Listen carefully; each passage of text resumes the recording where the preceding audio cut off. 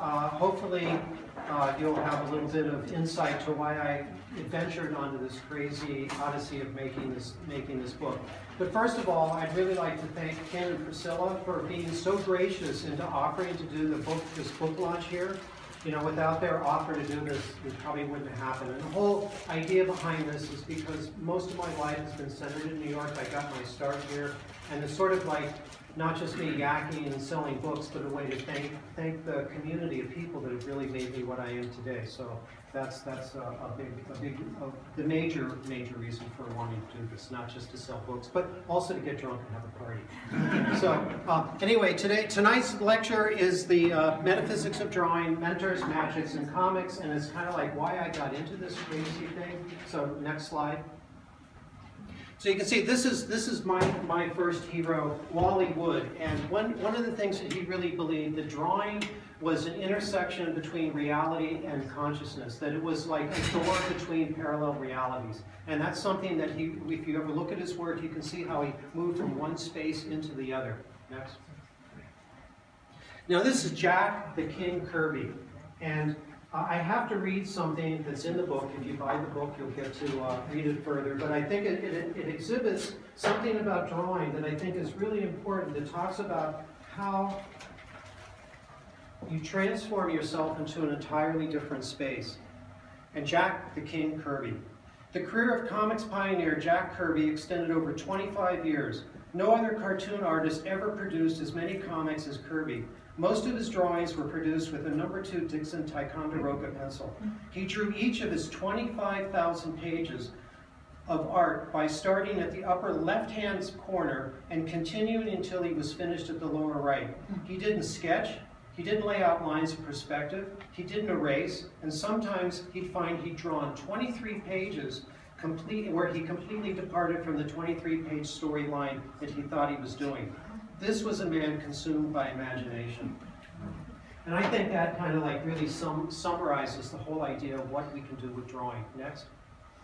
One of the things that, as you know, like Jack Kirby, he's dead, but his legacy lives on. I mean, he invented like, not Spider-Man, but like the Silver Surfer, the Fantastic Four. The number of cartoon characters he came up with is endless. But the thing that always inspired me was his fantastic landscapes, his ability, these 2-page spreads that would like take you into a totally different world. And that's something that just really, like when I come across these pages, I was just going, wow. Next. Now, Steve Ditko is another interesting character. He invented Spider-Man and also Doctor Strange. How many people have seen the new Doctor Strange film? Great film. They actually did a pretty good job. Ditko retired from comics right after Doctor Strange and the Spider-Man comic came out. He's been a recluse. He lives on 54th Street. He still has an apartment and he still draws comics. He's kind of an inspiration for the mentor in cartooning the landscape. But you can see one of the things that I think is so great about his world is this fantasy world of magic that's so popular now. I mean, he was the original Harry Potter of Harry Potter. He really took us into a different dimension. And then he abandoned that for some strange reason. Now, like my own sort of like exploration into these other dimensions happened it took me 5 years to get through 4-year high school. And I would sit in class bored to death and on my note paper would kind of like draw these drawings that would take me into different spaces. And basically the fundamental landscapes that I've been creating today, you know, kind of evolve, next, kind of evolved from that. I was starting to search for like, how do you make landscape architecture as an art form? How do I get to that next, you know, that next level of design? Next. Oh, here we are. This next.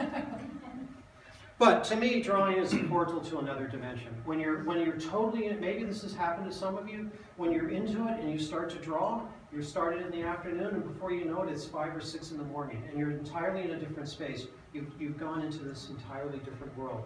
To me, that's what drawing is. That's what the metaphysics of drawing is. Next. Now, I wouldn't be here, and probably you all wouldn't be where your careers are today if it wasn't for your mentors. Like my first mentor was my father, who if it hadn't been for World War II, was going to probably work for Disney. So like he had 2 years of graphic design school, and these are some of his drawings. And I remember as a kid sitting on his lap, watching him draw Mickey Mouse and Donald Duck. and Goofy and all the rest of them, and just kind of like wondering if that could ever happen to me. This is my grandfather, who also gave me my first drawing tools and also had the greatest train set in the world, which is embarrassing, but I still have I have the biggest train set in Berkeley. It's not something you want to do to impress people with. Next. This is my mom. My mom was also a painter. But the thing that really affected my teaching career throughout my life was her uninhibited devotion and love for my work, and her ability to always encourage me no matter how bad I was. And that sort of unspoken belief is something that I use in my teaching to this day. And to tell you a little story about this, when I was in the 7th grade, I did my first landscape painting in oil. And she was so proud of it. I took it into school, showed it to the art teacher. He walked by and go, "Oh, well, that's a C+." When I got home from school that afternoon, my mom goes, "Well, did he love the work? What did he say? What did he say?" "Well, he said it was a C+." She got so pissed off, she went down, saw the principal, talked to the principal, and he got him to change it to an A+.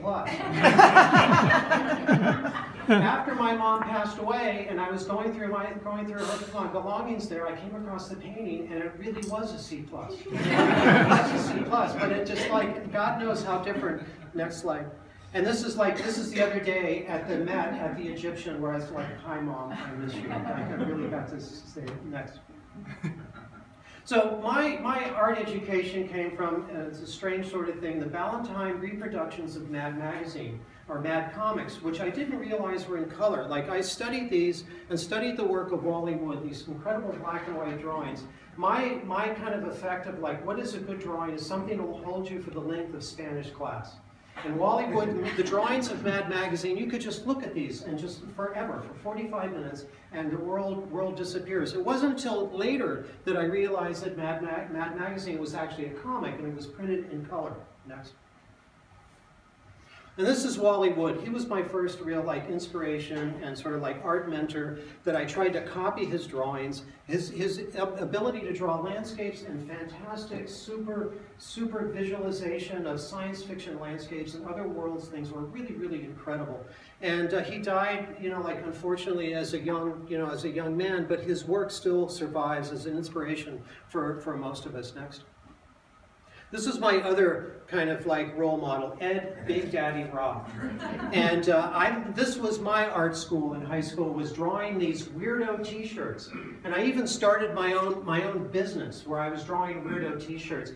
Ed Big Daddy Roth was sort of the champion. I ended up kind of looking like him in some strange ways. Was sort of the champion of all the young kids. Next.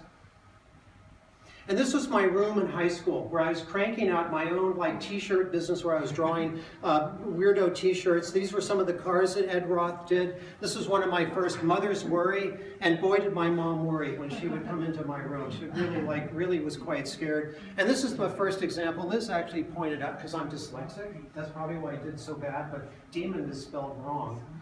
And that's on somebody's teeth. But thank God I'm not a tattoo artist. Next. So I got my first kick as a cartoonist in study hall, and I would draw on the backs of my notepads, and I would draw these cartoons and pass them around in study hall and judge the reactions to the people that I was, if they were laughing or not, I could adjust it, but that was